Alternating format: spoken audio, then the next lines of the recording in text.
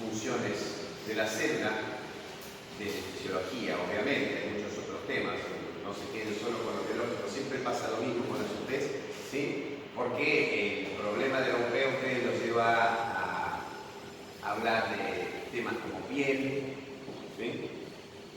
¿Qué más?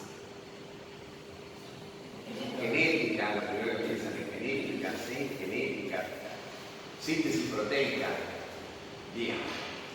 Y por supuesto hay un tema que siempre se olvidan y es que piensan cómo se nace, podrán desarrollar en esta comunidad, ¿no? Entonces ahí viene la introducción a todos los temas relacionados con medicina y sociedad, sobre los prerequisitos, por ejemplo, para poder pensar en salud, ¿sí?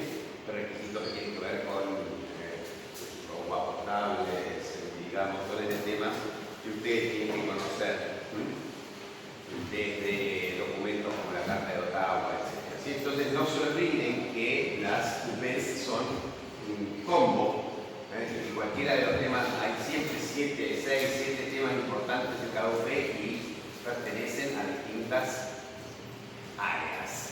No dejen ninguno de estos temas importantes sin saber, porque es una invitación al fracaso. Desde nuestro punto, nosotros pretendemos que empiecen a manejar conceptos relacionados con las funciones de la membrana, y de las funciones de la membrana nos interesan dos, en este caso,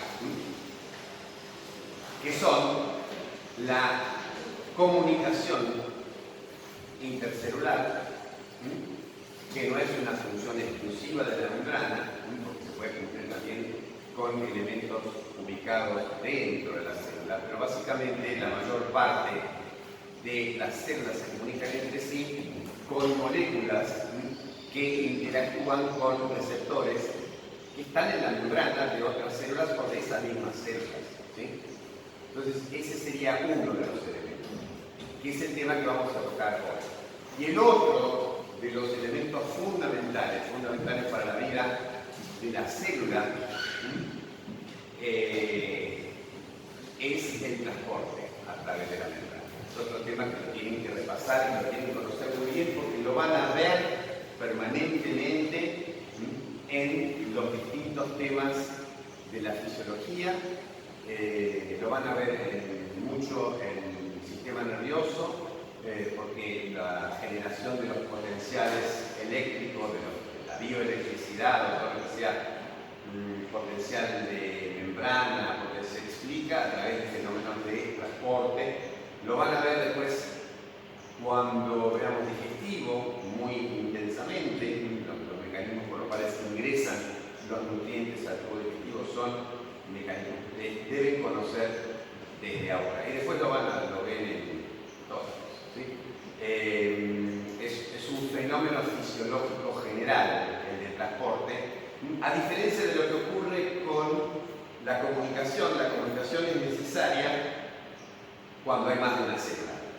Cuando la comunicación es una necesidad de un organismo que ha evolucionado y ha dejado de ser un organismo unicelular, ¿sí? En cambio, las funciones relacionadas con el transporte no son esenciales para la vida de una célula de forma autónoma. Si una célula no maneja su bomba sodio-potasio, ¿qué le pasa? Explota, porque no puede sacarse el sodio de adentro, y el sodio atrae agua y la célula se más arriba. Pero se mueve, ¿de acuerdo? Entonces, es un plano distinto. Y nos vamos a mover entonces dentro del plano de la comunicación intercelular, y vamos a ver entonces los distintos dominios en los cuales nos movemos al hablar de comunicación intercelular, ¿sí? O sea, uno puede establecer una relación con sus vecinos de muchas maneras, y uno,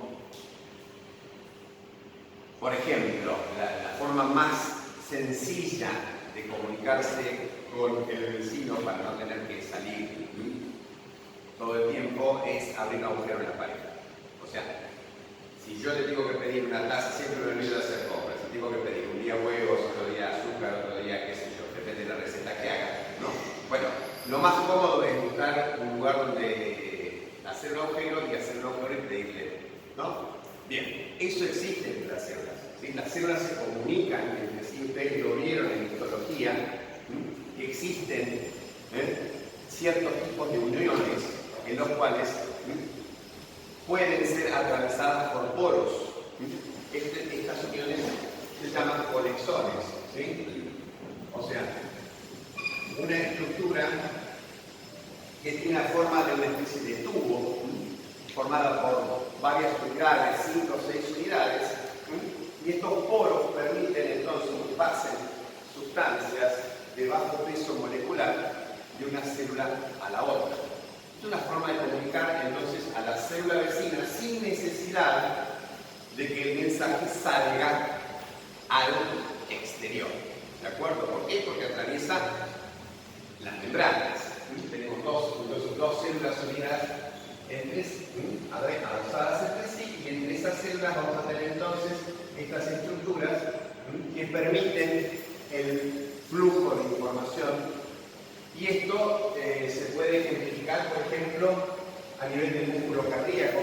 El músculo cardíaco tiene este tipo de uniones en las cuales entonces los iones van a pasar de uno a otro y va a poder excitarse o despolarizarse la célula vecina por el flujo iónico que llega.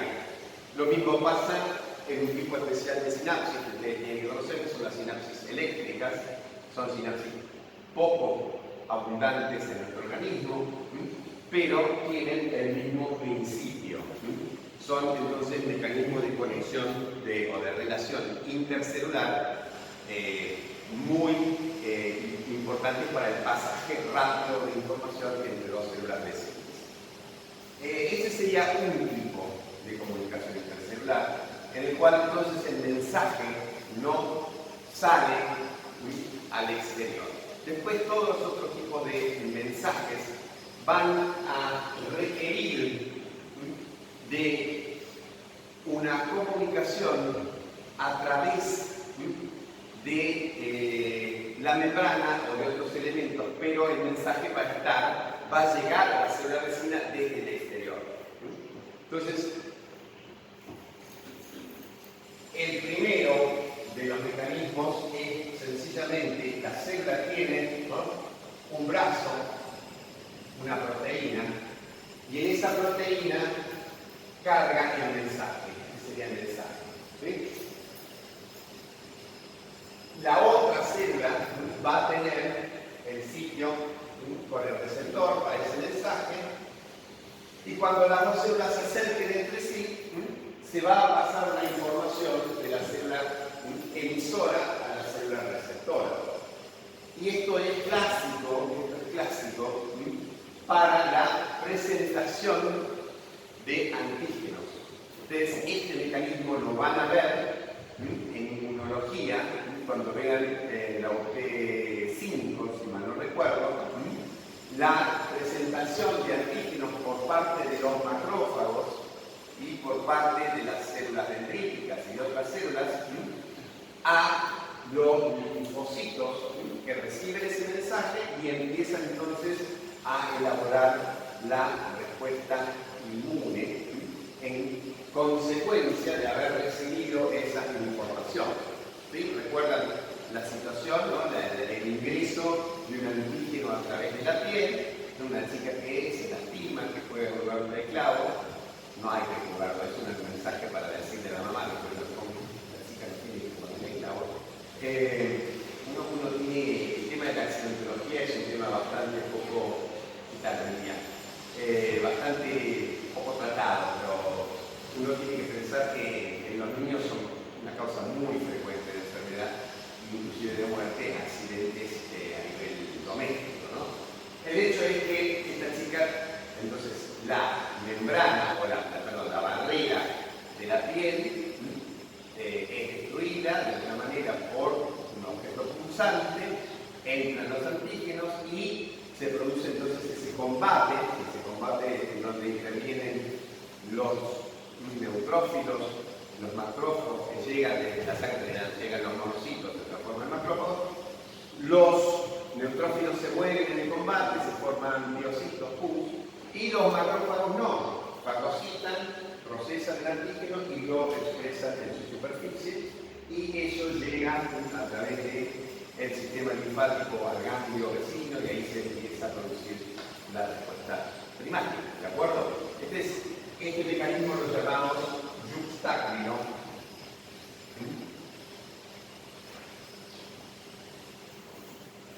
Yuxtáclino. Ese es un mecanismo entonces que opera sobre todo a nivel del sistema inmune. Luego, como ven acá, el mensaje no está suelto, no se separó todavía de la célula. Todos los mecanismos restantes involucran el mensaje viajando por los líquidos corporales. Y entonces, si el viaje es un viaje corto y se hace entre células vecinas dentro de un mismo compartimento de tejido de líquido del LEC, líquido extracelular, o líquido intersticial, mejor dicho, queda mejor dicho intersticial, a través del fluido intersticial. ¿Sí? ¿Cuál era el fluido intersticial? ¿A qué concepto caemos cuando pensamos en el líquido intersticial? ¿Qué concepto básico de la fisiología caemos cuando pensamos en el fluido intersticial? ¿Cómo tiene que ser ese fluido intersticial? ¿Cambiar mucho o cambiar poco? El líquido que baña todas las células de nuestro organismo, ¿cómo tiene que ser? ¿Constante o variable?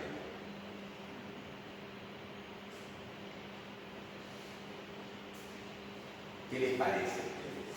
Para asegurar las funciones de las células, si yo les digo que ustedes van a tener todos los días de su vida la misma temperatura, la misma producción de alimentos, va a ser bárbaro, va a ser aburrido un poco, pero va a ser bárbaro porque se van a tener que preocupar por un montón de cosas. ¿Sí? Les aseguran, ¿sí? Temperatura, pH, nutrientes. Bueno, entonces, ¿qué característica tiene que tener el líquido que baña todas las células en las cuales se nutren y con las cuales intercambian todo? Tiene que ser constante, porque eso asegura entonces que se puedan cumplir las funciones de la célula en forma óptima. ¿De acuerdo? Y la constancia de este fluido intersticial habla de un concepto fundamental que es la constancia del medio interno, un tema que ustedes tienen que leer. Busquen, por favor, medio interno, Claude Bernard es el pilar de la fisiología moderna, pensar que existen numerosos mecanismos destinados a asegurar la constancia del medio interno. Y el concepto de homeostasis no se entiende si ustedes no comprenden el concepto previo. ¿De acuerdo? Entonces, tiene que haber un medio interno más o menos constante, no significa que sea siempre igual. Porque ahí entonces no haría falta la homeostasis o quizás sería imposible mantener todo igual. Pero tiene que haber variaciones mínimas en estos parámetros. Una célula tiene que estar rodeada entonces de un medio con unas ciertas características que se mantienen a lo largo del tiempo, con variaciones mínimas. Y si estas variaciones se producen, va a haber entonces inconvenientes. Si cambiamos mucho la temperatura, si cambiamos la concentración de distintos iones, si cambiamos el pH, etc. ¿De acuerdo? Bien. Entonces, el fluido intersticial no solo sirve para llevar alimentos, oxígeno a las células, sino que también, obviamente, se lleva los desechos y también permite que una célula le envíe a otra un mensaje para el cual esa célula tiene receptores. O sea, que a través del líquido intersticial, a través del líquido entonces que rodea las células en un tejido, se envían mensajes hacia las células vecinas, y este es un mecanismo muy común de comunicación entre células que se denomina parácnino.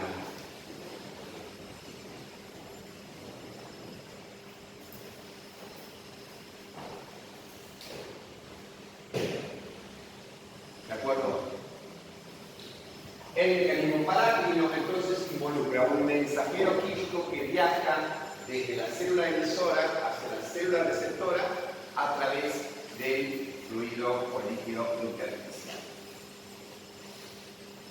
Es muy importante en muchísimos procesos, tanto durante la vida intrauterina, para que se vayan desarrollando los distintos esbozos de un embrión y después de un feto, es muy común que haya este tipo de comunicación. Así que una porción elabore un factor que hace que determinado grupo de células crezcan, aumenten su tamaño o viceversa, desaparezcan.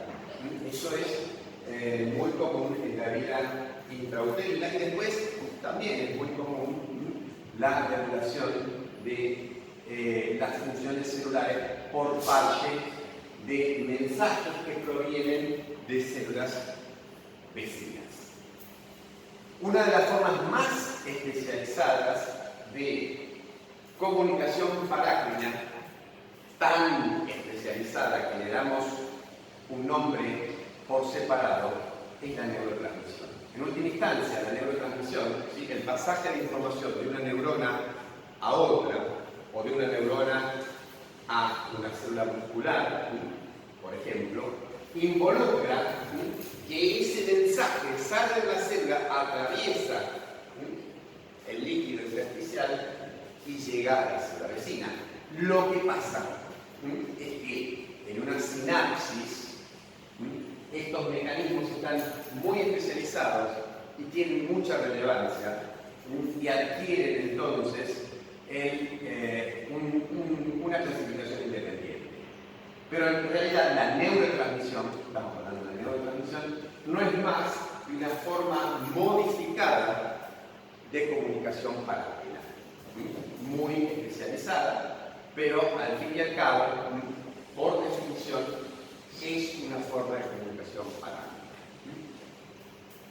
Y después queda otra variante dentro de este sistema de la comunicación de una célula que envía un mensaje hacia el intersticio, y ese mensaje retroalimenta sobre la propia célula que tiene receptores. Esto puede ocurrir, por ejemplo, también a nivel del sistema inmune. Los linfocitos suelen fabricar citoquinas que estimulan su propia función. Por ejemplo, interleuquina 2, un linfocito T helper puede elaborar interleuquina 2, que sirve para estimular otros linfocitos, pero también hace que ese linfocito incremente sus funciones o se duplique, etc. ¿De acuerdo? Entonces, a este control lo llamamos autócrino.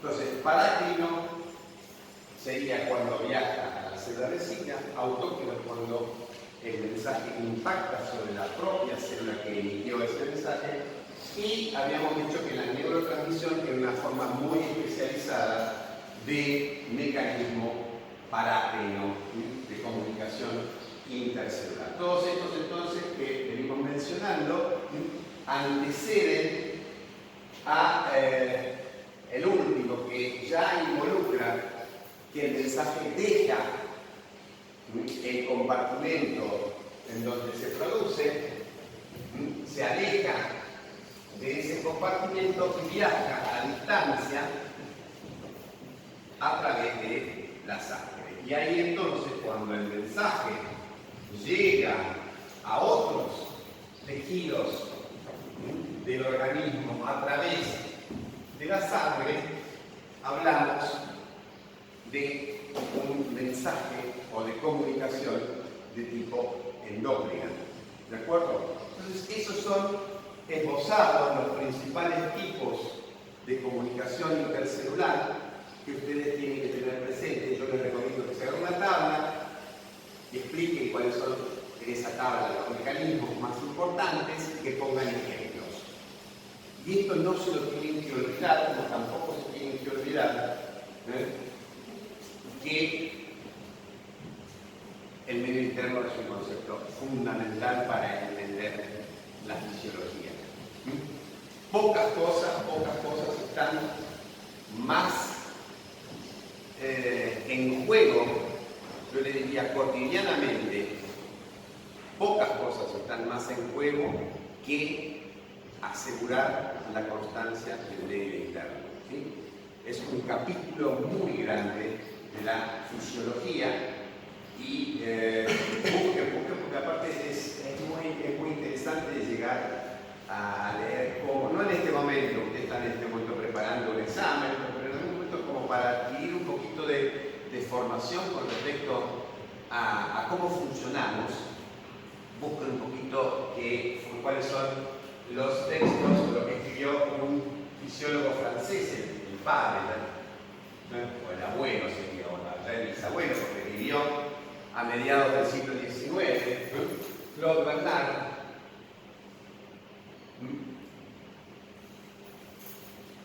con su descripción del medio interno. Bien, vamos ahora a hablar un poquitito de qué elementos intervienen en la comunicación intercelular. Ustedes tienen que conocer básicamente tres componentes. Tienen que conocer el emisor, tienen que conocer el receptor del mensaje, o la célula receptora, para no decir receptor, sino el que recibe el mensaje, el que emite el mensaje, el que recibe el mensaje y el camino. Las tres cosas son esenciales para una buena comunicación, ¿sí? Bien, ¿cómo se emite el mensaje? Es, para la mayoría de las sustancias, un proceso general que atiende a los distintos tipos de mensajes de los que estemos hablando. O sea, ¿cómo se sintetiza una molécula de comunicación intercelular? Entonces ustedes dirán, bueno, si es una proteína, se va a sintetizar como se sintetizan las proteínas. Bien. Ahora, los mensajeros intercelulares no solo son proteínas. Pueden pertenecer al grupo de sustancias peptídicas, ¿sí? Existen aminoácidos, existen dipéptidos, tripéptidos, polipéptidos y proteínas, todo dentro de la misma, digamos, familia. Obviamente, un aminoácido no requiere de un proceso de síntesis en el cual esté involucrado la formación de uniones peptídicas, va a ser distinto.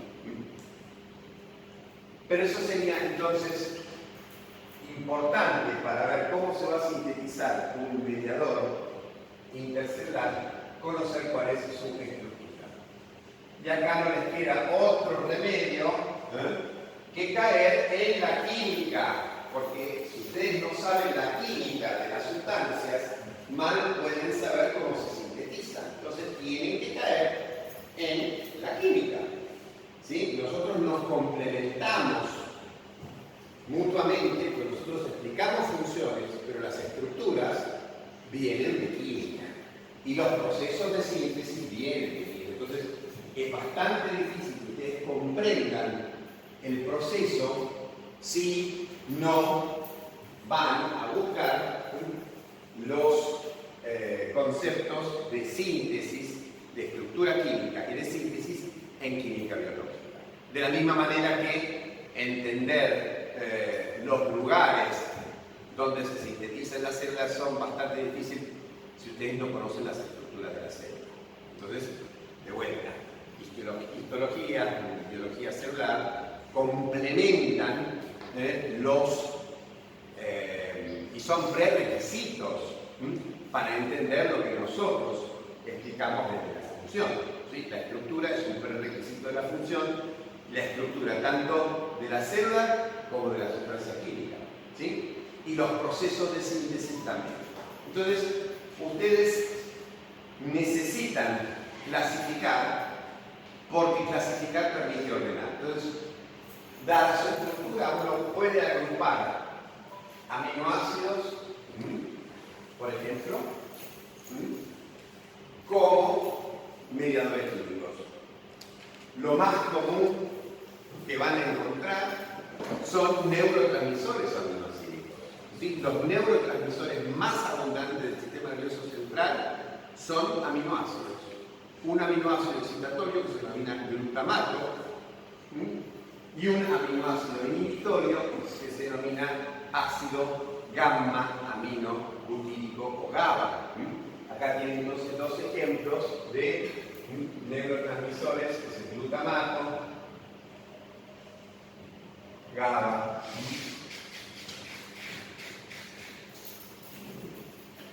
Esos aminoácidos también pueden ser aminoácidos modificados y ya involucrar un proceso biosintético. Entonces, vamos a tener, por ejemplo, derivadas de los aminoácidos, aminas.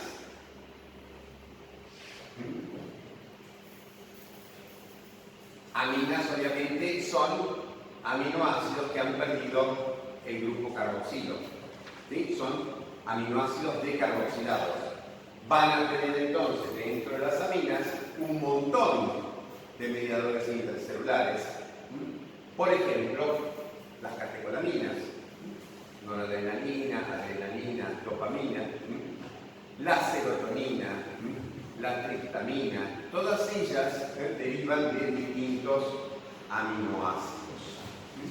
Se sintetizan entonces por procesos de decarboxilación. Vamos a tener también otros aminoácidos modificados, por ejemplo, las hormonas tiroideas.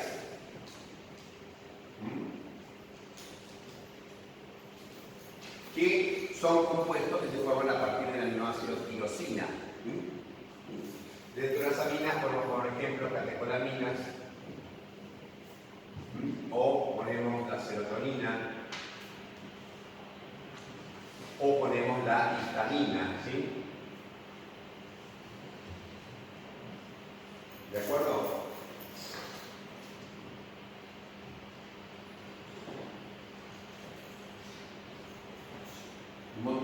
Hay montones de sustancias. La hormona de la pineal, por ejemplo, la melatonina también es un derivado de aminoácidos. Y así los van agrupando, búsquense un ejemplo y piensen en dónde interviene, qué funciones cumplen.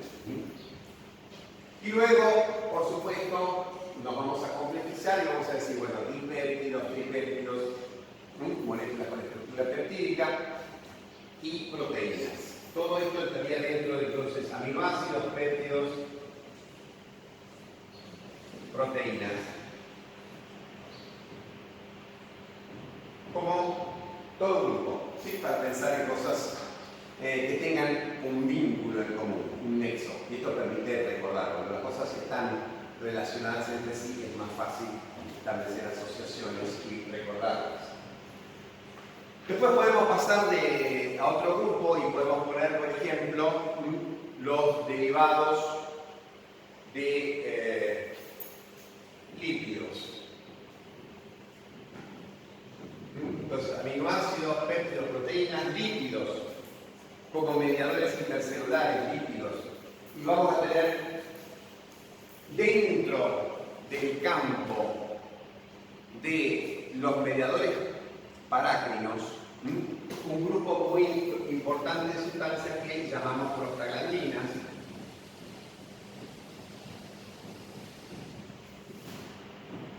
Son muchas, estructura compleja, derivan de un ácido graso, del ácido prostanoico, que es un ácido graso de cadena larga, les recomiendo entonces que vayan al blanco o vayan al libro de químico y busquen las estructuras y están relacionadas con procesos muy diversos que van desde la ruptura del folículo hasta la generación de fiebre o el dolor asociado a un proceso inflamatorio. Las prostaglandinas son entonces mediadores intercelulares ubicuos. Hola. Mediadores intercelulares ubicuos. ¿Sí? Bueno, mediadores intercelulares ubicuos están en numerosos tejidos y cumplen funciones muy diversas. Tanto es así que dentro de las sustancias más utilizadas en terapéutica como medicamentos están los inhibidores de la síntesis de prostaglandinas, que ustedes conocen perfectamente. Ya la aspirina pasó de moda y ahora es el ibuprofeno. En medicina nadie habla de aspirina, tomate una aspirina, ahora es tomate un ibuprofeno, tomate una aspirina y estás al horno. Pero en última instancia pertenecen al mismo grupo de fármacos por su mecanismo de acción. Son inhibidores de la síntesis de prostaglandinas que actúan entonces como antiinflamatorios, antipiréticos, analgésicos, todos procesos en los cuales se intervienen las prostaglandinas. Pueden también, si no damos altas de aspirina, inhibir la ovulación. ¿Sí? ¿De acuerdo? Obviamente no les recomiendo que lo utilicen como anticonceptivos porque van a terminar con el estómago perforado, porque las dosis son muy altas. ¿Sí? Así que la aspirina como anticonceptivo, aunque hay un viejo chiste que no voy a recordar, es sostenerla entre las dos. Entonces no hay posibilidad de concepción. Es un viejo chiste. Vamos a otro tipo de sustancias derivadas del... ¿Cómo? Que si es de Valle de Buena. Ah, sí, es de Valle de Buena. Bueno, pero tenemos que tratar de no intervenir a través de Valle de Monsanto, ese grupo de gente que hace negocios. Ya pasó de moda la aspirina, ¿no? Totalmente. De todas maneras, la aspirina se utiliza mucho como preventivo, ustedes saben, ¿no? Como preventivo en enfermedad cardiovascular, tiene muchos usos, además del clásico uso antiinflamatorio. El otro gran grupo de mediadores intercelulares derivados de lípidos son las hormonas esteroideas. ¿Sí? Entonces, acá no les queda otro remedio de vuelta que acudir a la química para poder recordar la estructura de la cual derivan, que es el colesterol, y agruparlas. Las prostaglandinas tienen nombres muy diversos, perdón, me olvidé poner algunos ejemplos. ¿Sí? Generalmente tienen siglas, EG de prostaglandina y EG2-alfa. Sería una clásica prostaglandina, que es muy importante, por ejemplo, para producir contracciones uterinas. Y existen, por ejemplo, sustancias que se utilizan para inducir el aborto o la interrupción del embarazo, que tienen una estructura parecida a la prostaglandina EG2-alfa, ¿sí? Y llevan la sigla prosta en algún lado, ¿no? Isoprostano, distintos tipos de grupos químicos. Ese sería uno. Otro grupo de sustancias relacionadas, prostaglandina E, prostaciclina, tromboxano, etc. ¿Sí? Distintos ejemplos. Prostaciclina,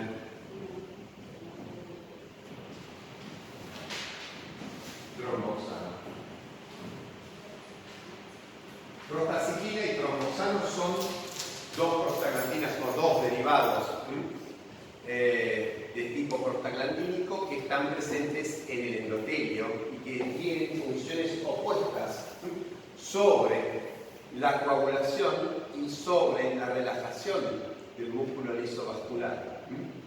Como mediadores parácrinos, lo que sintetiza el endotelio, en este caso estas dos derivados de las prostaglandinas, pueden modificar el tono del músculo liso arteriolar y generar entonces vasoconstricción, tromboxano, o vasodilatación, la prostacyclina. Entonces, son, como ven ustedes, compuestos muy ubicuos relacionados con funciones muy importantes para el organismo.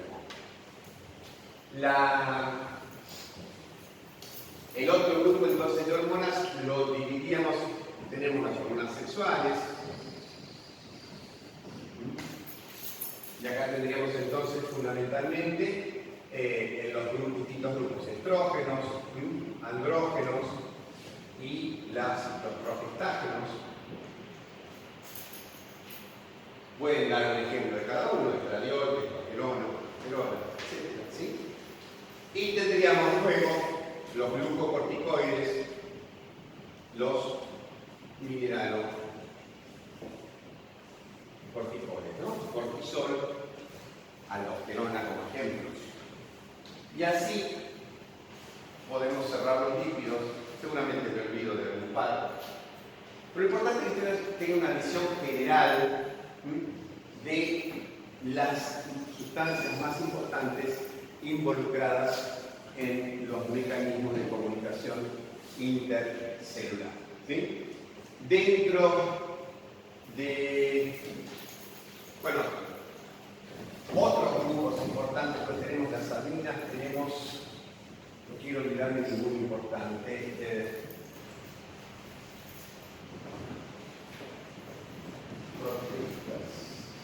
podemos considerar un último grupo. Obviamente, cuando ustedes revisen el capítulo correspondiente van a encontrar otras. El último grupo son los gases. Existen mediadores intercelulares que son gases. Gases, los más comunes son dos. Uno es el óxido nítrico y otro es el monóxido de carbono. Intervienen como neurotransmisores o mediadores en distintos procesos. El más importante, el que sí o sí tienen que recordar, es el óxido nítrico. El óxido nítrico es un potentísimo relajante del músculo liso. Y es la molécula que permanentemente están sintetizando las células que revisten nuestros vasos, el endotelio.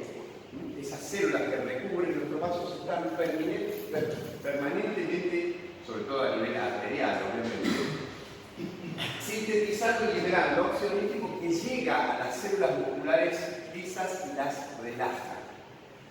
Cuando uno no tiene la posibilidad de sintetizar óxido nítrico, está en un problema, porque sus células musculares, entonces lisas a nivel vascular, van a producir una vasoconstricción, esto va a elevar la presión arterial y ese sujeto puede tener problemas. O sea, un bloqueante de la síntesis de óxido nítrico puede producir entonces una vasoconstricción, un cierre de los vasos arteriolares y producir un pico hipertensivo muy importante. Viceversa, cuando uno tiene un agonista, es un concepto muy importante también cuando uno habla de moléculas de comunicación intercelular, el concepto de agonista y antagonista. ¿Sí? Agonista obviamente es el que va a realizar un efecto similar, antagonista el que se va a oponer. Un agonista del óxido nítrico se utiliza para tratar crisis hipertensivas porque induce entonces una relajación muy potente del tono muscular de las arteriolas, que son los vasos que controlan la resistencia periférica y por lo tanto la presión arterial. ¿De acuerdo? Vamos a terminar acá con la parte química que nos está durmiendo. Yo creo que tiene que ver un poquito con la hora, pero un poco también con el tema. Tienen que hacerse amigos de la química. Tienen que hacerse. ¿Cómo? El otro era el monóxido de carbono. Tienen que hacerse amigos de la química, porque es muy difícil entender el funcionamiento si ustedes no tienen la base de las moléculas involucradas en los distintos procesos. Entonces, sin entrar en detalles de ultraestructura, número de aminoácidos, esas cosas, pero tienen que entender los procesos de la química intracelular y conocer algunas estructuras, porque si no se hace muy difícil y queda todo como un cuento mágico. Esto pasa y bueno, no hay una explicación. Y por suerte nosotros estamos en una época en que los avances de la técnica nos permiten encontrar explicaciones químicas para muchas cosas, no para todo, viste que la química del amor, pero nosotros podemos explicar a través de la bioquímica muchísimos procesos relacionados con salud y enfermedad. Y es bueno que ustedes lo conozcan porque, primero, les da una comprensión más completa de los fenómenos. Y segundo, desde la parte de la medicina que se dedica al tratamiento, les permite explicar cómo actúan determinados fármacos cuando ese proceso de salud enfermedad se deteriora y hay que utilizar algún tipo de tratamiento medicamentoso. ¿De acuerdo? Entonces, dejamos las estructuras y vamos al receptor. ¿Sí? Vamos al receptor. Bueno, una cosa muy importante del emisor que nosotros vemos desde la fisiología, porque todo lo que yo les dije es más territorio de química. Lo que nosotros desde fisiología tenemos que aportar al emisor son los procesos que hacen que ese emisor sintetice y libere esas sustancias. Porque desde la fisiología nosotros no nos tendríamos que meter demasiado con las estructuras, pero sí nos tenemos que meter con los mecanismos de liberación de esas sustancias. Entonces, un capítulo muy importante cuando nosotros estamos hablando de comunicación intercelular es explicar cuáles son los factores que hacen que un determinado neurotransmisor, por ejemplo, se libere y cuáles serían los mecanismos involucrados en esa liberación. Dejemos el emisor y vayamos al receptor. El receptor tiene un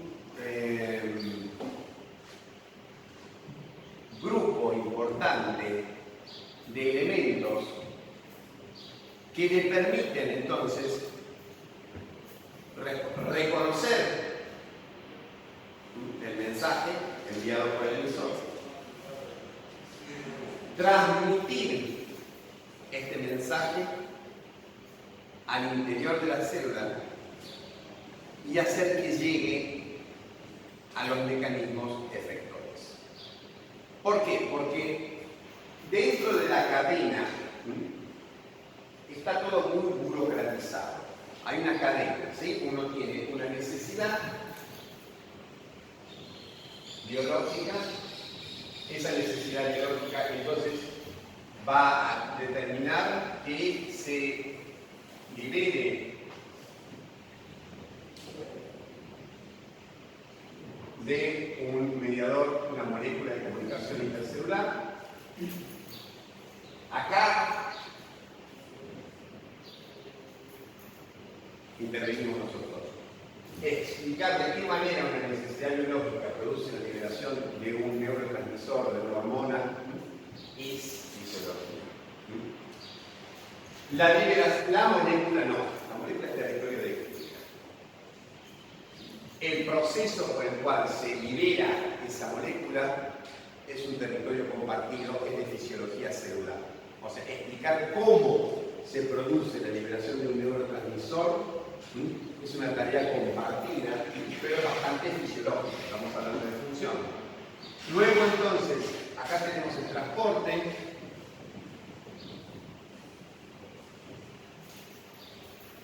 Y luego llega al al receptor. Y en el receptor tenemos tres pasos fundamentales. Primero, reconocimiento. Segundo, transducción, o sea, una transformación de ese mensaje en otro que la célula entiende. Y luego, la activación de los efectores.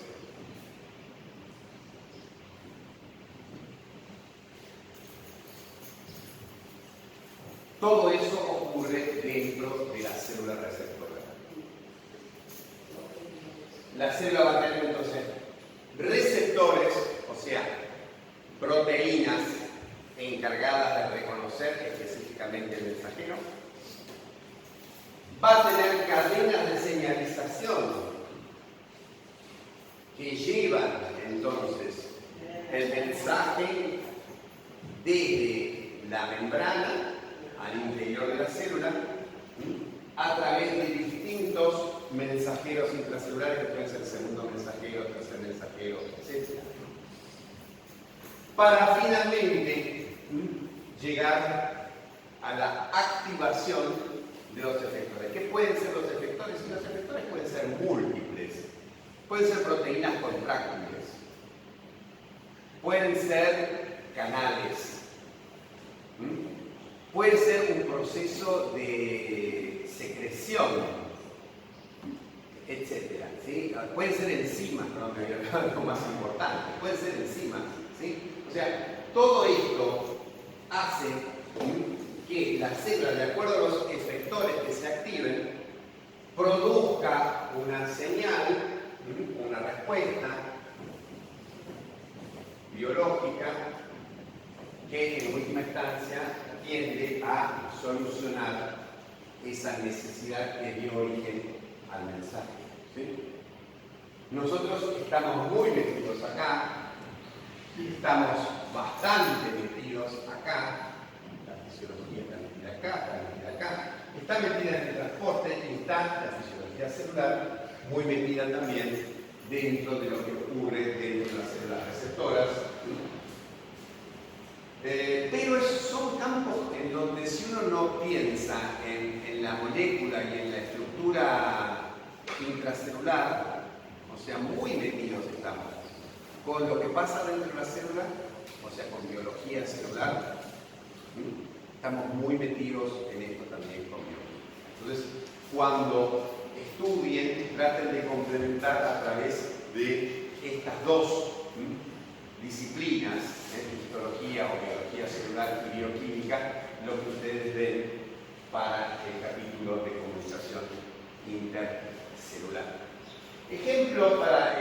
Un ejemplo muy bueno para explicar todo esto, o sea, si ustedes dicen a ver qué ejemplo se les ocurre, uno de los ejemplos más interesantes es el del descubrimiento de los segundos mensajeros.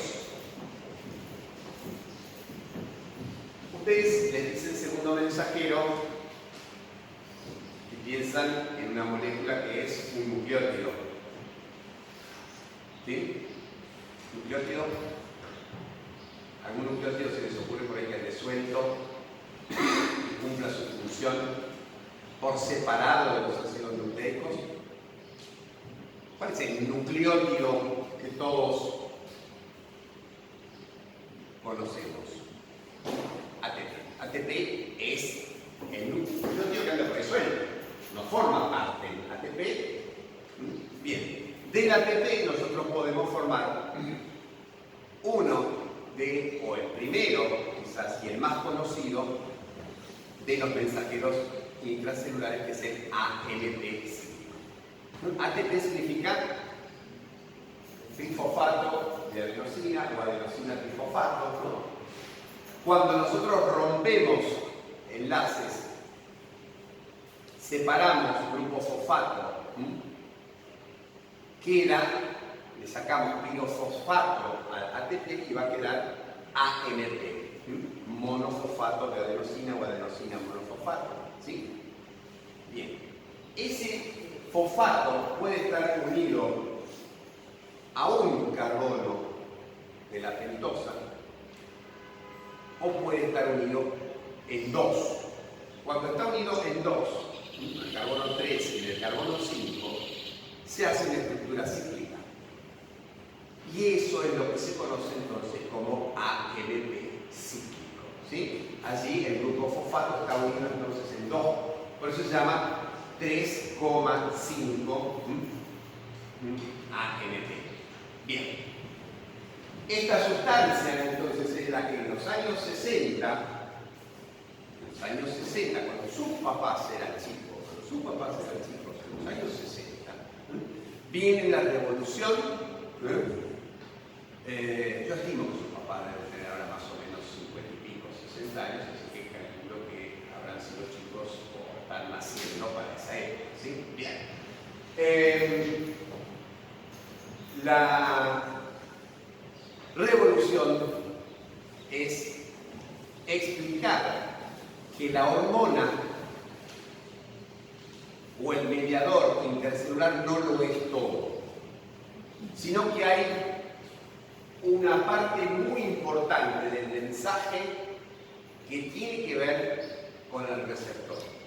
Es un cambio de paradigma porque también permite entender que muchas enfermedades en el campo de la endocrinología, por ejemplo, no tienen que ver con la hormona, sino que tienen que ver con lo que pasa con la célula que recibe ese mensaje. De hecho, la endocrinopatía más común, el trastorno endocrino más común, que es la diabetes tipo 2, no es un trastorno que esté relacionado con la falta de la hormona insulina, sino que está relacionado fundamentalmente con una pérdida de la sensibilidad de los tejidos a la insulina. ¿Por qué? Porque está alterada la vía de señalización intracelular que permite que los tejidos respondan a la insulina. Los pacientes con diabetes tipo 2, recalco tipo 2 porque la diabetes tipo 1 que sí se caracteriza por la falta casi absoluta de insulina, que es la diabetes que generalmente empieza en etapas precoces, a los 7, digamos con picos alrededor de los 7, de los 15 años, y después disminuye mucho su incidencia a medida que vamos aumentando la edad. Esa no, esa sí, es una diabetes asociada a la falta de insulina, sí o sí requiere el tratamiento con insulina. No ocurre lo mismo con la forma más común de diabetes, ¿sí? Uno de cada 10 casos de diabetes tipo 1. El resto, la gran mayoría, vamos a poner 8 de cada 10 o 9 de cada 10, es diabetes de tipo 2. Y el trastorno no está, por lo menos al principio, no está en la falta de insulina, sino que está en la falta o la caída de la sensibilidad de los tejidos a la insulina. Y ahí entonces, volviendo para atrás, esto parte de descubrimientos relacionados con los mecanismos de transducción de señales. En los años 60 entonces se descubre que un proceso clásico, ustedes ya conocen porque avanzaron un poquitito y saben que el hepatocito almacena glucosa en forma de un polisacárido complejo llamado glucógeno. Bien, la síntesis y la ruptura de glucógeno son procesos controlados por el sistema nervioso autónomo, pero fundamentalmente por el sistema endocrino. ¿Sí? O sea, el hígado almacena glucógeno en respuesta a la insulina, fundamentalmente, y rompe el glucógeno en respuesta a el glucagón como hormona, la adrenalina como hormona y la noradrenalina como neurotransmisor. ¿Sí? Porque el sistema la glucogénesis. Estaba este sujeto que descubre la BPC, que se llama Sutherland, no Sunderland, no confundir con Barr, porque no tiende generalmente a hacer asociaciones con cosas que le gustan, ¿sí? Sutherland entonces dice, vamos a estudiar el mecanismo por el cual el glucagón estimula una enzima. El efector acá es una enzima, la glucógeno fosforilasa, ¿sí? Y él ve que no puede estimular la actividad de la enzima si le agrega glucagón a enzima aislada. No pasa nada si nosotros introducimos glucagón dentro de una célula. Tiene que haber algo, entonces dice, que explique por qué el glucagón tiene que actuar afuera de la célula. Algo se tiene que fabricar dentro de la célula que active la glucógeno fosforilasa. Entonces, así, estudiando distintas fracciones de la célula que intervendrían en la respuesta, él llega a dilucidar el mecanismo por el cual, entonces, existe un receptor para el glucagón, ¿sí? Acá estaría pegado el glucagón, y se produciría, por a través de un mecanismo que al principio no conocía, un mediador que él caracteriza como AMP cíclico. El paso que él describe es la transformación de ATP en AMP cíclico, y la enzima involucrada es nuestra conocida adenil o adenilciclasa. Y a partir de ahí toda una serie de descubrimientos. Sí, caballero. Entonces, los segundos mensajeros se llaman un mecanismo de transducción que de la activación de la BPC. El segundo mensajero es uno de los eslabones de la cadena de señalización que va a llevar desde el mensajero extracelular, o este sería el primer mensajero, la hormona o el neurotransmisor sería el primer mensajero. El segundo mensajero sería el mepicíclico. Como vamos a ver, él se quedó contento con esto, pero después se dio que no era el mepicíclico el que actuaba directamente sobre la fosforilasa. La fosforilasa que hace rompe el glucógeno y va a dar glucosa 6-fosfato, ¿sí? La fosforilasa termina acá, ¿no? Bien, y después hay que sacarle el fosfato para que esto se transforme en glucosa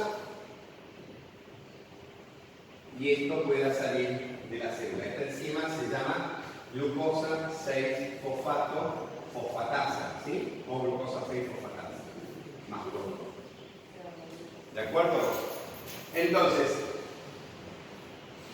el AMP cíclico es el primero de los eslabones. Después viene la activación de una proteína que es una quinasa, o sea, una enzima que fosforila, y esta enzima se llama proteína quinasa A. Esto es muy posterior a SADA, ¿sí? Pero es un paso imprescindible, entonces, para que esta proteína quinasa A active a la fosforilasa. La proteína quinasa A va a transformar la fosforilasa de inactiva en activa, y la fosforilasa activa va a producir entonces la ruptura del glucógeno y va a continuar la vía. ¿Por qué? Porque el glucagón en última instancia también va a inducir a la glucosa 6-fosfato-fosfatasa. Y como respuesta entonces tenemos el aumento de la liberación hepática de glucosa. ¿Sí? La salida de glucosa del hígado. Aumento entonces de la producción hepática.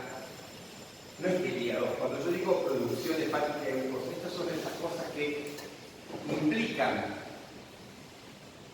el uso de elementos del lenguaje que ustedes pueden no comprender. Si yo digo producción hepática de glucosa, el hígado no está fabricando la glucosa dentro de la célula.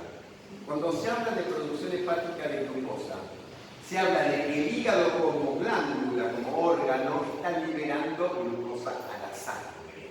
¿Sí? Es eso es un problema cuando uno asume que ustedes comprenden determinados términos y no los comprenden porque son términos de una jerga. Ustedes no tienen la necesidad de, en este momento, saber, porque es un término clínico cuando uno habla de producción hepática y glucosa. El problema es que uno lo tiene metido de la lectura y no lo traduce. De la misma manera que la gente que fabrica ese tipo de barras antipánico y no explica. El otro día había una puerta, muy gracioso, porque estaba esto, y estaba el picaporte. Y había una chica que quería salir del aula magna, del central. Y hacía así en el picaporte, y el picaporte no se ponía. O sea, es interesante, fíjense ustedes, que nosotros ponemos barras antipánico, pero no nos preocupamos por transmitir cómo se usa una barra antipánico. No tiene ningún sentido, es más, hacía por todos lados, tenía lógica por encima de la puerta. Uno del lado otro del otro y no podía ver la puerta. Y estaba la barra antipánico, y yo ni me di cuenta de esto que les estoy diciendo. Nosotros pensamos, ustedes tienen cosas claras, todo nos pasa, en realidad nos pasa a todos, que estamos ante algo desconocido que alguien puso en nuestro camino pensando que lo íbamos a poder interpretar. Y no necesariamente contamos con las herramientas para interpretarlo, y nadie sabe a priori qué es esa barra roja que está ahí. Es más, es antiestética. Yo jamás utilizaría algo así en una puerta. Pero obviamente tiene su utilidad, ¿sí? Por eso la ponemos. Pero hay que aclarar cómo se usa. Cuando yo uso el término producción hepática de glucosa, caigo. Digo, me miran raro. Digo, ¿qué está pasando? Y yo estoy usando un término de la clínica, un término que ustedes van a ver quizás en quinto año. Y lo estoy utilizando acá. Y ahí viene el problema. Entonces, cuando ustedes ven eso, que hay un divorcio entre lo que yo estoy explicando y lo que ustedes entienden, hagan señas, ¿sí? Hagan señas, porque si no se van a quedar con la imagen equivocada. No es que el glucagón hace que el hígado sintetice glucosa, porque ¿quién puede sintetizar glucosa? Bueno, las plantas cuando hacen el proceso de síntesis de glucosa, la fase, digamos, sintética de la fotosíntesis. Ahí hay síntesis de glucosa. Bueno, uno podrá, pero sintetizar glucosa de cero, bueno, sí, gluconeogénesis, pero no, la gluconeogénesis parte de una estructura carbonal. Entonces, producción hepática de glucosa hay que tomarlo como que no se está fabricando la glucosa del hígado, sino que el hígado está liberando glucosa a partir del depósito de glucógeno o del proceso de gluconeogénesis. ¿De acuerdo? Bien. ¿Para qué sirve que el hígado libere glucosa a la sangre? Obviamente lo que va a hacer es dar origen a solucionar el problema. ¿El problema cuál era? Que había bajado la glucosa en sangre y la disminución de la glucosa había aumentado los niveles de glucagón. Y el glucagón vino acá. Y así se cierra el círculo. O sea, la necesidad biológica es la hipoglucemia. La señal es la salsa glucagón. ¿Sí?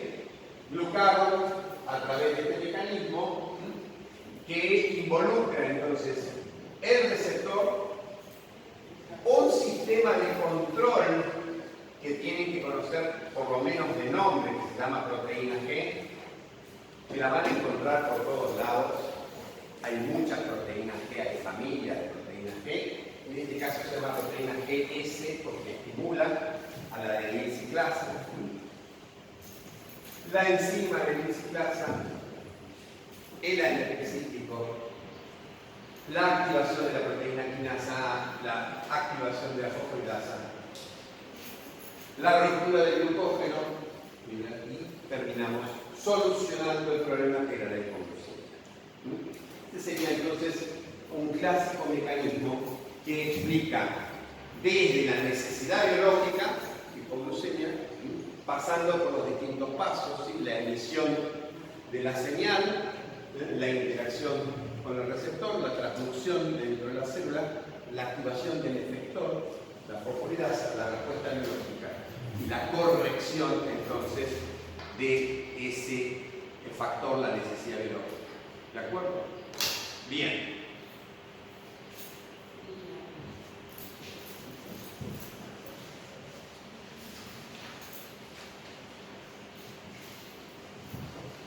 Este es uno de los mecanismos de transducción que tienen que conocer.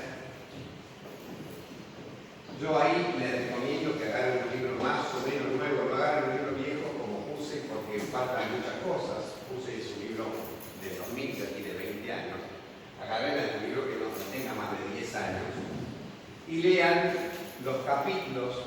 Generalmente los capítulos iniciales de los libros tienen los conceptos fisiológicos generales. ¿Sí? Por ejemplo, en Gano, que está bueno, los primeros capítulos en ese sentido. En Bessie Taylor, el capítulo está relacionado con esto, es el capítulo 4 o 5, moléculas de comunicación intercelular. ¿Alguna duda de esta parte? ¿Nos quedan? ¿Cómo? Qué linda la clase. Pero no terminó, ¿eh? Si lo decías para que termine, y eso sí. No, para nada, sí, ya pensé. Bien. Nos queda hablar de la segunda. ¿Tienen alguna duda de esto? Es larguísimo, es un tema muy complicado. Cadenas de señalización de vuelta a full, porque permiten explicar de vuelta mecanismos, nos permiten entender qué es lo que pasa y nos permiten explicar muchos trastornos, como por ejemplo la aparición de una endocrinopatía por la diabetes, y nos permiten explicar también muchos mecanismos de acción de fármacos, las cadenas de señalización. Sí. Quieren entrar en detalles. Bien. Miren, yo les diría que sí, es importante que ustedes sepan ANP cíclico. ¿Qué es lo que produce? Aumento o disminución de ANP cíclico. ¿Cómo se regula el nivel de ANP cíclico de la célula? Es muy sencillo. Esto para todo. O uno aumenta la síntesis o uno disminuye la destrucción. O sea, para que algo aumente, ¿sí? Para que una cuenta bancaria aumente, hacemos dos cosas. O metemos plata o dejamos de gastar. ¿Sí? Si dejamos de gastar, la cuenta sube porque hay intereses. Se supone que los bancos pagan intereses por la plata que está depositada en los bancos, entonces la cuenta sube. Si nos gastamos, la cuenta sube. Y por supuesto, sube más si nosotros depositamos. Bueno, acá pasa lo mismo. Si nosotros estimulamos la debilciclasa, los niveles de ANP cíclico aumentan. ¿Sí? ¿Qué podemos hacer para inhibir la destrucción? Y ahí tienen que conocer entonces que el ANP cíclico tiene un mecanismo por el cual aumenta, que es la debilciclasa, pero tiene también un mecanismo que lo inhibe, lo destruye, la fosfodiesterasa. Entonces, maniobrando sobre la fosfodiesterasa, yo puedo también producir un aumento de los niveles de ANP cíclico. O viceversa, como ocurre con muchos mediadores que aumentan la actividad de la fosfodiesterasa. Por ejemplo, la insulina. La insulina inhibe la glucogenólisis porque estimula a la fosfodiesterasa. Y entonces el hígado tiene menos ANP cíclico y rompe menos glucógeno. Por supuesto que hace la insulina, está estimulando el depósito de glucógeno, entonces por eso tiene que frenar la ruptura, porque no tiene demasiado sentido que se dedique a estimular la glucogenogénesis si va a mantenerse activa la glucogenólisis. Estaríamos borrando con el modo que escribimos con la mano. Esa sería una mecanismo de... Después, en relación al mismo tipo de receptor, ¿sí? Porque esto va unido a una maquinaria. Nosotros tenemos acá la célula y tenemos un receptor que tiene una porción extracelular y que cruza la célula unas 7 veces. 1, 2, 3, 4, 5, 6, 7, ¿me salió bien? ¿Sí? Es un receptor que se denomina de 7 dominios transmembrana. Este clásico receptor de 7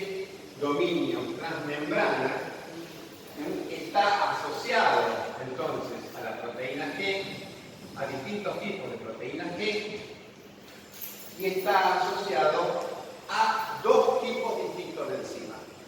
Uno es la gliciclasa. Y acá tendríamos entonces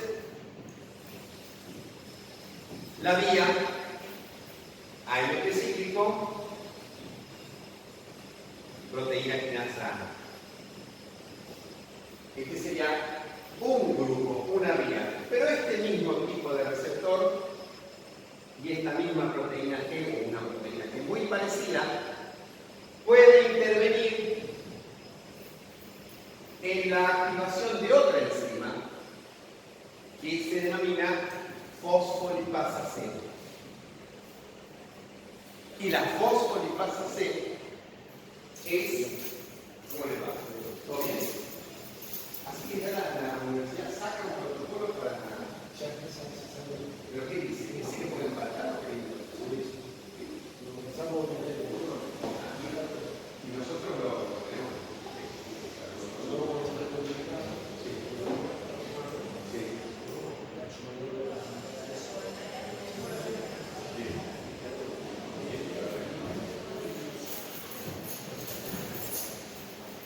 Se ve, en este momento tenemos ciudades como Corrientes o en el norte de Entre Ríos donde tenemos dengue a full, pero no sale en los diarios.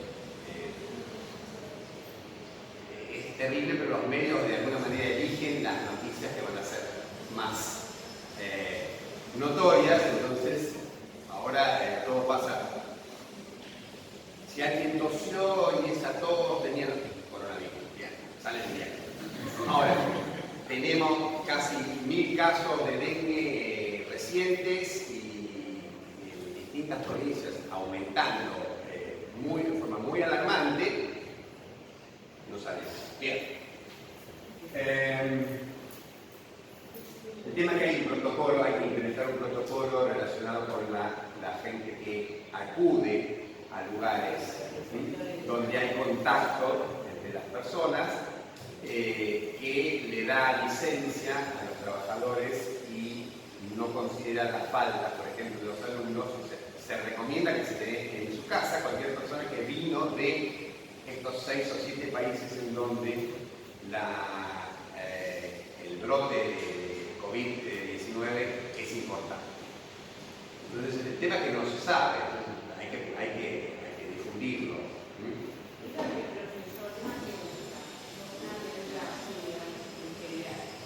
Quería saber si esto que lo van a combatir con las personas y las enfermedades terminales, lo van a combatir con el mismo procedimiento. No puedo decir eso porque no... Claro, el mismo tratamiento va a seguir o va a hacer otro planteamiento. No lo puedo manejar eso porque no es parte de lo que yo... No, porque hay mucha gente que está infectada.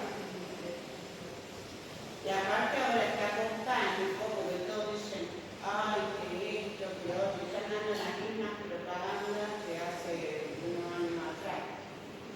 Eso, respecto a la WII, no sé si... Fuera de las medidas de prevención habitual, acá no hay nada nuevo. Seguimos con las cadenas, entonces. La otra versión, entonces, es la enzima que se llama fosfolipasa C. Yo no tengo la culpa, pero en inglés fósforo se escribe con P, entonces van a ver, ¿no? Fosfolipasa C. ¿Sí? La fosfolipasa C va a intervenir en un mecanismo doble, porque va a degradar, como su nombre lo dice, fosfolípidos de la membrana, y va a dar origen a dos compuestos que se llaman diacilglicerol y un trifosfato de inositol. IP3 es trifosfato de inositol, diacilglicerol. Y estos dos, entonces, segundos mensajeros van a realizar distintos procesos. El diacilglicerol va a activar a su proteína quinasa, que se denomina proteína quinasa C. Y el IP3 lo que va a hacer es aumentar los niveles intracelulares de calcio, fundamentalmente. Hace salir el calcio del retículo endoplásmico, que es un depósito de calcio, y por lo tanto aumenta las concentraciones intracelulares de calcio. Al aumentar las concentraciones intracelulares de calcio se va a producir la activación de una tercera proteína quinasa que tienen que conocer, que es la proteína quinasa denominada de calcio calmodulina. El calcio se une a una proteína que se llama calmodulina y juntos activan a esta tercera proteína quinasa. Obviamente, ¿por qué tantas quinasas? Ustedes tienen que volver entonces a los libros de química para buscar por qué la fosforilación y la desfosforilación de proteínas en distintos residuos, fundamentalmente residuos. Cuando yo digo residuos, ¿en qué piensan? De vuelta. Yo digo residuo, ¿en qué piensan? ¿En la bolsita? Yo digo residuo, la mayoría de ustedes van a pensar en la bolsita, ¿no? Que se tira, es un residuo. Cuando yo digo residuo y estoy hablando de una proteína, estoy hablando del mundo de los aminoácidos que la componen, ¿no? Fíjense cómo el lenguaje, ¿no?, de todos los días para mí, es decir, residuo tirosina. Yo digo fosforila en un residuo tirosina, va a ser una tirosinquinasa, ¿sí? Si fosforila en un residuo serina o treonina, va a ser una serina treonina quinasa. Estas son serina treonina quinasas y fosforilan entonces distintas proteínas en residuos serina o treonina. ¿Sí? No es que esa serina y treonina no sirven, son residuos, son partes de la proteína, pero de alguna manera la jerga hace que utilicemos palabras, residuo en este caso, que no pertenecen, ustedes en su vocabulario cotidiano la utilizan de otra manera. Entonces eso genera de vuelta, ¿no?, obstáculos en la comprensión. El tema es que no hay manera de evitarlo, es la manera de entenderlo. Entonces cuando ustedes se topan ante esta dificultad y dicen residuo, ¿qué pasa? No me suena. Bueno, pregunte. ¿Sí? Obviamente serina, treonina o tirosina sí. Eso lo tienen que incorporar porque es nuevo. Entonces no les tendría que generar. Son distintos aminoácidos. Recibo tirosina. ¿Qué pasó? Esa tirosina la tiraron de la basura. Bien. Entonces, fíjense en los libros de química de vuelta cuáles son los mecanismos por los cuales se pueden activar o inactivar las enzimas. Y ahí vamos entonces a regulación alostérica o regulación por fosforilación, desfosforilación, y ahí van a entender la importancia de por qué todo está armado, por qué siempre hay una quinasa dando vuelta, ¿sí? O una fosforilasa, porque eso permite entonces el agregado o la separación de grupos del fosfato permite producir cambios importantes en la función de distintas enzimas, ¿sí? Bien. Ese sería uno de los mecanismos que también está imperando. Después tenemos otros sistemas de transducción de señales que ya no están relacionados con este receptor de 7 dominios transmembrana. El más común de todos es el del receptor de insulina y de factor de crecimiento insulinocínico. F1, que es muy parecido, y en el cual la cadena de señalización involucra, para el caso de la insulina,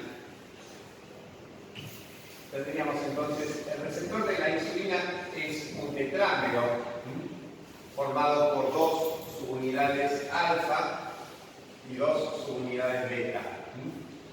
Y esto está entonces, las subunidades beta son intracelulares y las alfa son fundamentalmente extracelulares. Cuando se une la insulina a la cadena alfa se produce un cambio conformacional. ¿Sí? De vuelta, cambio conformacional es algo que usted tiene que pensar. ¿Entiendo el término cambio conformacional? ¿Qué significa? ¿Que se deja de conformar con lo que tiene y pide más? No. Significa que su conformación estructural se modifica. ¿Por qué? Porque, como ocurre con todas las sustancias, hay una interacción entre los átomos o los iones que las componen y que de acuerdo, entonces, si se une una molécula al sitio receptor, esa estructura proteica o polipeptídica va a sufrir un cambio en su conformación. No se van a modificar los aminoácidos, pero se van a modificar las atracciones entre las distintas partes de la molécula y por lo tanto se va a doblar, o se va a plegar, o se va a retorcer de alguna manera. Y eso genera entonces la activación de la cadena B. Y la cadena B es una quinasa más. Ufa con las quinasas, hoy estamos de quinasa en quinasa, ¿sí? Esta es una tirosina quinasa.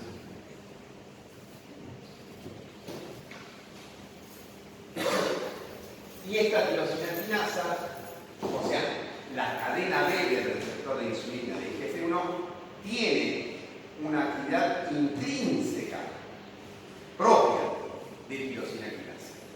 Con lo cual va a fosforilar distintas proteínas en residuos tirosina. O sea que el aminoácido tirosina está formando parte de la cadena. Si fuera el residuo suelto, yo diría, si fuera la tirosina suelta, yo diría fosforilar tirosinas. Pero como forma parte de una cadena polipeptídica o proteica, yo digo residuo tirosina. ¿Entienden? Está formando parte de una cadena. Y el sustrato principal de esa quinasa, muy poco originalmente, como suele ocurrir, se llama sustrato del receptor de la insulina. O sea, fácil de acordarse. El receptor de la insulina fosforila al sustrato del receptor de la insulina. Bien, hay 6 tipos, de los cuales el más importante es IRS1. IRC1 va a activar una cadena de señalización que involucra entonces una enzima que se llama fosfatidil-inositol triequinasa.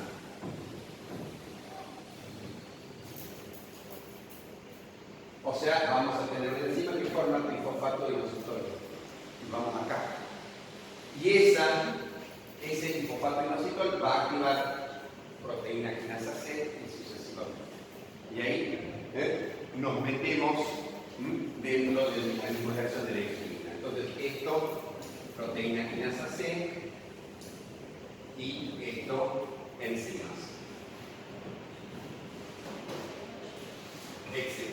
¿De acuerdo? Esa sería una vía de señalización para la insulina. Tenemos, búsquenlas. No es importante que ustedes entiendan el concepto de la vía de señalización y que sepan la principal. ¿Cuál es el concepto? Es una cosa que yo no me canso de repetir. ¿Por qué la hacemos complicada? ¿Por qué la hacemos complicada? ¿Por qué hacemos toda esta cadena de señalización? Bueno, en primer lugar, va a ocurrir que el primer mensajero lo único que puede hacer es tocar el timbre. No puede entrar a la célula y ejercer su efecto, porque generalmente es una molécula poco permeable. Y esta es la razón por la cual las células expresan receptores en su superficie. Bien. Pero uno podría decir, bueno, ¿por qué una cadena de señalización? ¿Por qué no un segundo mensajero y se acabó? Entonces ahí tenemos que buscar razones. ¿Sí? Cuando algo es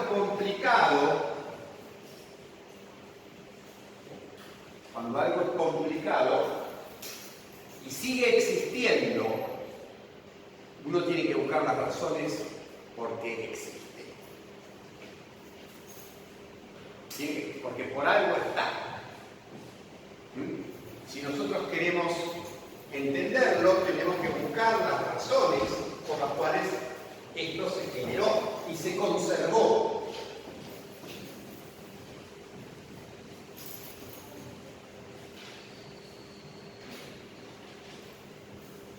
Si yo no entiendo cómo se generó esto, no lo voy a poder utilizar nunca. O sea, puedo de vuelta pensar en algo mágico, sí, es así. Pero no es la idea, no les va a permitir llegar a la profundidad del conocimiento. Nosotros tenemos que pensar no solo en qué es lo que está pasando, sino por qué está pasando, por qué está pasando, para qué está pasando, cómo está pasando. Y la más importante de las preguntas que viene después, ¿qué pasa si esto no funciona como tiene que funcionar? Es lo que a ustedes les permite razonar el paso de la fisiología, de la función normal, a la fisiopatología, que es la alteración de la función que explica el proceso por el cual se produce la enfermedad. Eso dentro del organismo, obviamente. Sabemos que las enfermedades tienen mucho que ver con causación de otro tipo, pero en última instancia los mecanismos de enfermedad son intracelulares. O sea, que haya hambre o epidemias tiene que ver con lo que está afuera, tiene que ver con lo social. Pero nosotros eso lo tenemos que explicar también, tenemos que ver cómo modificamos esas cosas. Pero dentro del organismo, los mecanismos de daño son mecanismos biológicos, también tenemos que explicarlos. ¿Sí? Entonces, hay que tratar de explicar por qué algo tan complejo. Ayer estaba discutiendo con mi hija, una casualidad, tengo una hija de 12 años que me preguntaba qué está pasando con esto de la marcha. Mirá, hay un fenómeno de dominación, explotación, violencia, etcétera, que viene desde la época de las cavernas. Entonces tenemos que buscar por qué se generó y por qué se mantuvo tanto tiempo. Porque si no, no vamos a poder hacer nada para cambiarlo, solo sí, protesta, lo visibiliza, pero para cambiarlo, lo que tenemos que buscar son las causas que lo generan. Entonces, si la causa, por ejemplo, digo, vamos a tener una hipótesis, la causa es el rol biológico de la mujer dentro de la reproducción. Y eso, desde tiempos inmemoriales, la puso en un lugar, que se mantuvo, y es conveniente para la otra parte mantenerla ahí. ¿Qué hay que hacer? Bueno, hay que liberar a la mujer de esa carga. Y decir, señores, todas las actividades van por ley, todo compartido. Todo compartido, licencia compartida. Y vamos a ver qué pasa. O sea, le explicaba eso como un ejemplo. Uno tiene que tratar de desmenuzar las cosas desde su origen. ¿Por qué tenemos cadenas de señalización que son complicadas, que se descomponen? Por dos razones.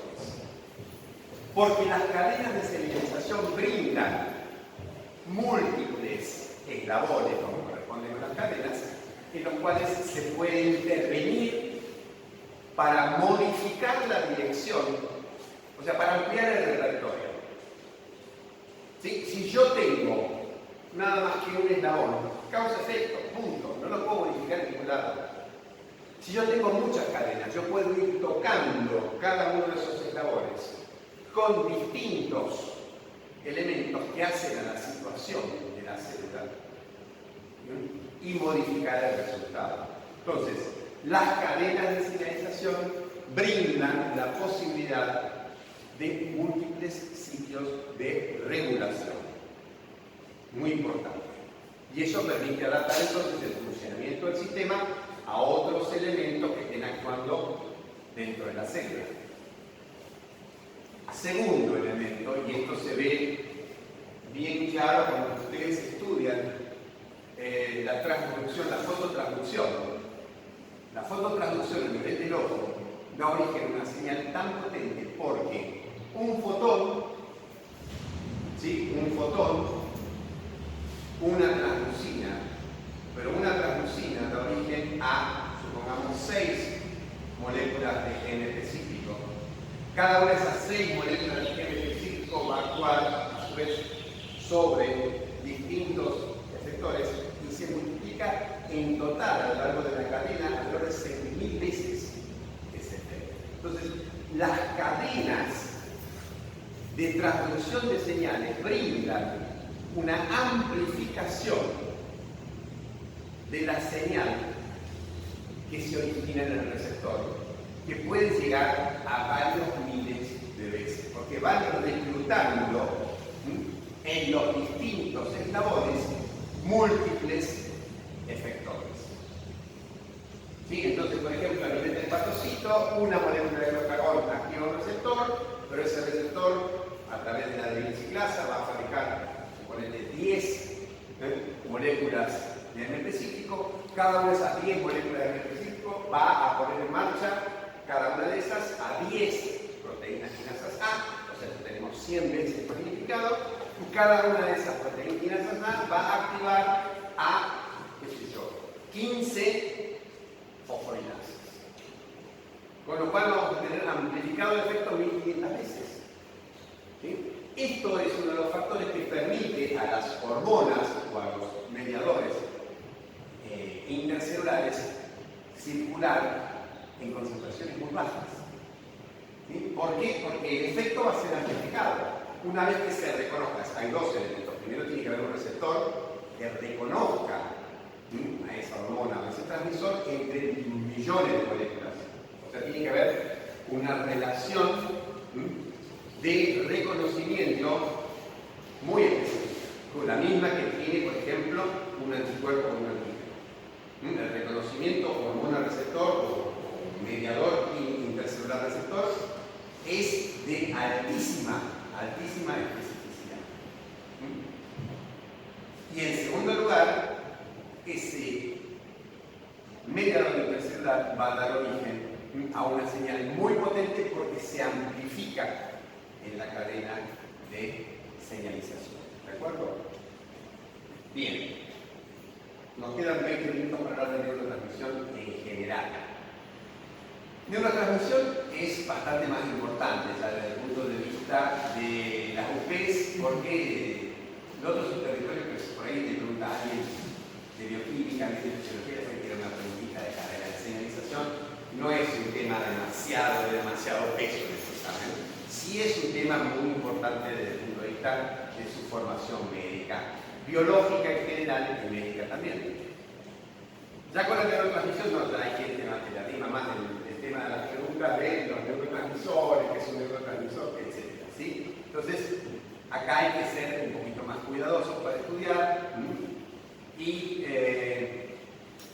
ir al principio de vuelta. Ubiquemos la neurotransmisión como mecanismo de comunicación intercelular, cuáles son los elementos que intervienen para que haya neurotransmisión. Uno tiene que tener un elemento que de vuelta emite la información, uno lo recibe. Como era parácnino, el mensajero va a recorrer el líquido intercelular entre estas dos componentes. Estamos hablando, por supuesto, de la sinapsis.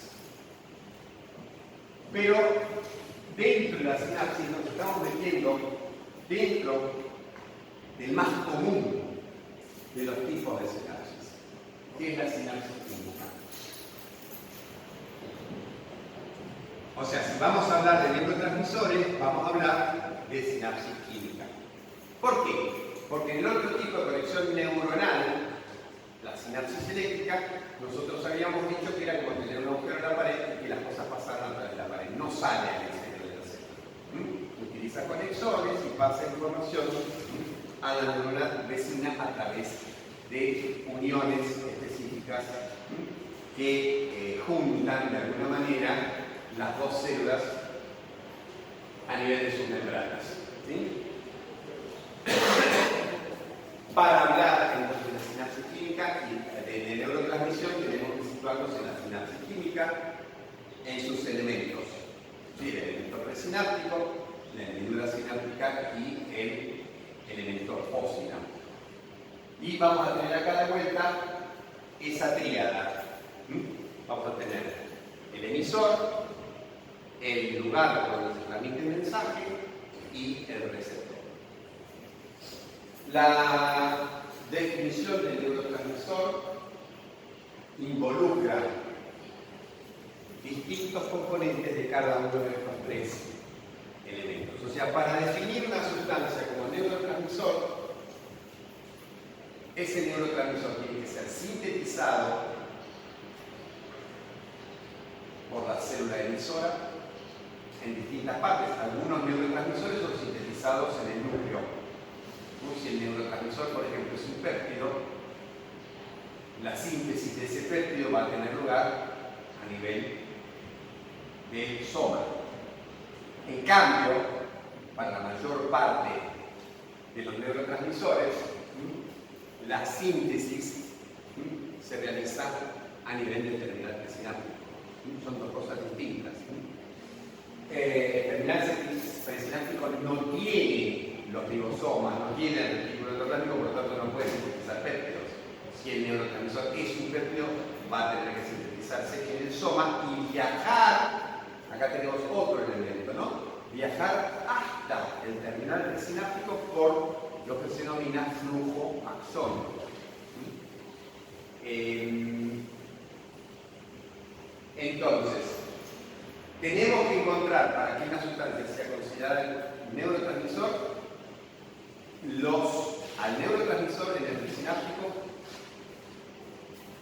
encontrar su proceso de síntesis. O sea, tenemos que encontrar la maquinaria de síntesis. Para una proteína es más difícil, pero cuando se trata de un neurotransmisor como una amina, que yo sé que se forma a partir de la decarboxilación de un aminoácido, yo tengo que encontrar esa decarboxilasa en el presináptico. Si no, difícilmente pueda decir esta neurona utiliza este neurotransmisor, por más que lo encuentre. Pues yo puedo encontrar su presencia, pero esa presencia puede ser por captación del neurotransmisor que anda dando vuelta, que viene de otra célula, ¿no? Si un neurotransmisor es efectivo en un sistema, ese sistema tiene que incluir la posibilidad de sintetizar. El neurotransmisor entonces tiene que estar presente en el elemento presináptico, pero sobre todo tiene que estar presente su maquinaria de síntesis. El neurotransmisor se tiene que liberar cuando uno estimula al presináptico. ¿Cómo estimulamos al presináptico para que libere el neurotransmisor? Y acá lo que ustedes tienen que recordar es precisamente lo que ocurre en el elemento presináptico cuando llega el potencial de acción y despolariza al terminal presináptico. ¿Qué pasa? Se abren canales de calcio sensibles al voltaje. Y esos canales de calcio sensibles al voltaje dejan entrar el calcio. Y el calcio, dentro de sus múltiples funciones, interviene en la activación del sistema microtubular presente. Y estas proteínas del sistema microtubular son proteínas contráctiles, que al ser estimuladas por el calcio, empujan el neurotransmisor. Es como si ustedes tuvieran un sistema en las células de rieles. ¿Saben lo que es un riel? ¿Saben lo que es un ferrocarril viable? O sea, trenes se ven muy poco, lo que están son las vías que molestan, ¿no? Pero los trenes cada vez van más en decadencia. Uno hace analogías con cosas que no sabe si ustedes conocen. Si son una locomotora. Bien. Es como un riel y tiene los vagones en el riel. Los vagones son las vesículas con el neurotransmisor. ¿Sí? Estos son los vagones, están quietos en el riel. Bueno, lo que pasa cuando llega el calcio, producto de la apertura de canales de calcio voltaje dependiente, es que esos rieles empiezan a hacer este movimiento. ¿Sí? ¿Qué pasa si ondulan los rieles? Las pelotitas estas se mueven hacia adelante. ¿Sí? Se contraen los rieles y se desplazan las vesículas por el neurotransmisor. ¿Hacia dónde? Hacia la membrana del elemento presináptico. Y el calcio tiene por primera misión ir empujando el neurotransmisor hacia la presión, pero como segunda misión tiene la de estimular que determinadas proteínas de esta vesícula se modifiquen y se adosen a la membrana celular, y esto permite entonces la liberación del neurotransmisor. De vuelta, es esencial que ustedes repasen un poquito la bioquímica de la membrana de las vesículas, porque ahí van a tener la explicación. La tubulina, las distintas proteínas tienen una estructura, una serie de elementos que le permiten responder al aumento de los niveles de calcio. Y eso es bioquímica. El neurotransmisor entonces se libera y yo voy a tener que encontrar, o sea, si yo quiero decir que este es un neurotransmisor, yo tendría que tener la posibilidad de encontrar el neurotransmisor en la hendidura sináptica. O sea, tengo que demostrar la presencia del neurotransmisor en los terminales presinápticos y mejor todavía la enzima involucrada, ¿sí? La maquinaria enzimática destinada a sintetizarlo. Si es acetilcolina, tengo que encontrar colina acetilasa. Si es noradrenalina, tengo que encontrar dopamina beta-glinoxidasa, etc. ¿Sí? Segundo, tengo que encontrar al neurotransmisor en la hendidura sináptica. Si yo lo puedo recoger a través de micrométodos, ¿sí? El neurotransmisor de la hendidura sináptica difícilmente es interviniendo. Tercero, otro concepto muy importante, y ya me corro, esta es la elaboración del mensaje, esto es encontrar el mensaje en el sitio de transporte, también es así. Por último, tengo que ir a la célula receptora. Entonces, ¿qué tengo que encontrar yo en la célula receptora? Tengo que encontrar los receptores a los cuales ese neurotransmisor se va a unir.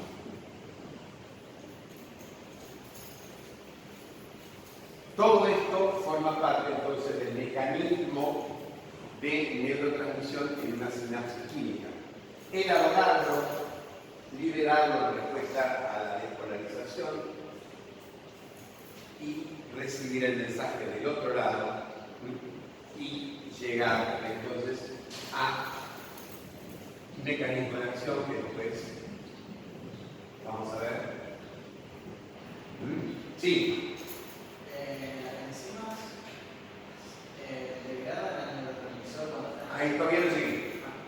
Las enzimas por ahora, pongamos que las enzimas están involucradas en la síntesis. Pero también vamos a tener la necesidad de sacarlos de encima del neurotransmisor. ¿Por qué? Porque el sistema nervioso es un sistema que funciona por contrastes. La presencia continua de una señal es lo mismo que no haya señal. Quiere decir que la sinapsis tiene que tener un mecanismo de apagado muy rápido para que se pueda notar la presencia del contraste.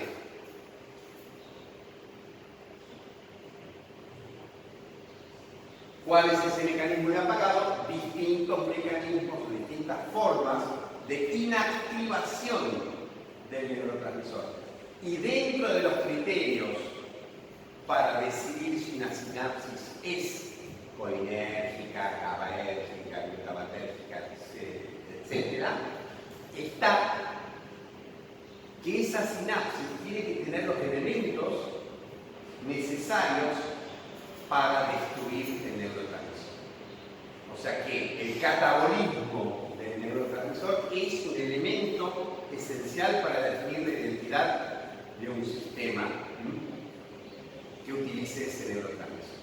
Y ahí vamos a tener enzimas, esto varía entonces para los distintos neurotransmisores. Para la acetilcolina será la colinesterasa. Para la noradrenalina van a ser distintas enzimas. Una es una metiltransferasa, que se llama COMT, catecolol hidroximetiltransferasas. Es una metiltransferasa, no me acuerdo si es oxi o algo, no me sale. O otra enzima que se denomina monoaminoxidasa. Cualquiera de las dos interviene en la degradación de la noradrenalina.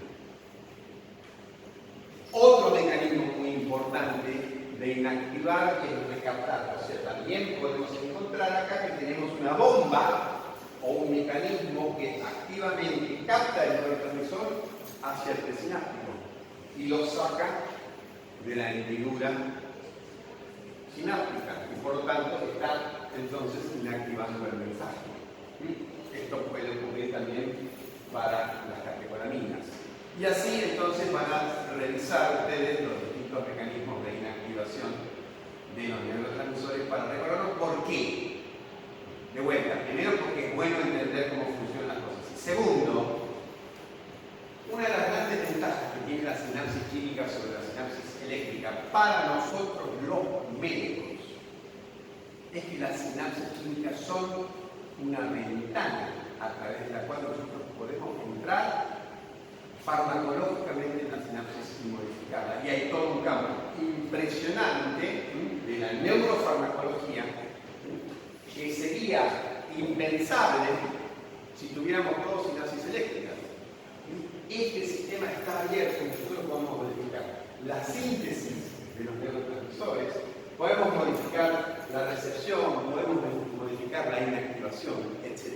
¿Sí? Entonces, por eso es importante que ustedes repasen todos estos mecanismos, porque después para entender farmacología les van a ser imprescindibles. Para terminar, con respecto al mecanismo de acción, dos cosas fundamentalmente. Los neurotransmisores tienen receptores que se dividen en dos grandes grupos que tienen que conocer. Y esa división se hace en base a cuál es la respuesta que generan en el elemento prosináptico. Si ese cambio es un cambio en la conductancia iónica, llamamos al mecanismo un mecanismo ionotrópico. Generalmente está dado a través de la unión del ligando del neurotransmisor a un receptor ionotrópico. Y este receptor ionotrópico forma parte de un complejo, una molécula muy grande, asociada a un canal. Y este es el clásico ejemplo de un receptor glutamatérgico, por ejemplo, asociado a un canal de calcio, o un receptor GABAérgico asociado a un canal de cloruro, o el receptor nicotínico de la acetilcolina asociado a un canal de sodio. Este sería uno de los grandes mecanismos de acción de los neurotransmisores: modificar la conductancia iónica y por lo tanto permitir que el elemento postsináptico se despolarice si entran cargas positivas, calcio o sodio, o se hiperpolarice si ingresan cloruro.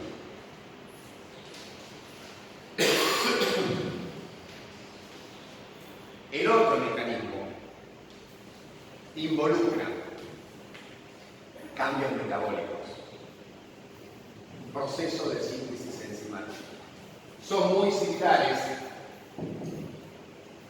a los que utilizan la mayor parte de los receptores de membrana de las hormonas. Pueden ser receptores del sitio de dominio transmembrana, pero lo importante es que involucran la activación o la inactivación de enzimas. Como esto involucra cambios metabólicos, se llaman receptores metabólicos. Entonces, lo que está pasando cuando un neurotransmisor se une a un receptor metabotrópico es que se pone en marcha la síntesis de un segundo mensajero, que puede ser a nivel cíclico, que puede ser IP3, etc. Y eso ya lo vimos. Las consecuencias pueden ser variadas, ¿sí? Porque si metemos IP3 vamos a tener el calcio y vamos a tener efectos asociados a un aumento de los niveles intracelulares de calcio, de la misma manera que si hubiéramos activado un receptor ionotrópico que deja entrar calcio. Lo único que va a tardar mucho más tiempo y el efecto se va a prolongar en el tiempo. Bien. Voy a tener que terminar porque tengo que ir a tomar el examen a defensa. Sí. Todavía no terminamos la mesa de defensa y el jueves empieza la discusión, así que, bueno, también empiezan las otras. Tenemos mesa en primero, segundo y tercero, a partir del jueves. Así que vamos a terminar ahora. Hoy no tenemos clase de consulta. La profesora Bernasconi va a cambiar sus horarios, los voy a publicar en un ratito. Yo también voy a cambiar mis horarios, pero bueno, esto después del examen. Por ahora seguimos así como estamos. Hoy a la tarde tengo que dar una clase de repaso para segundo, así que sí, para segundo. No voy a dar clase de consulta, sí voy a darle clase de consulta mañana a las 10. Sí, a las 10. Bien. Bueno, muchas gracias.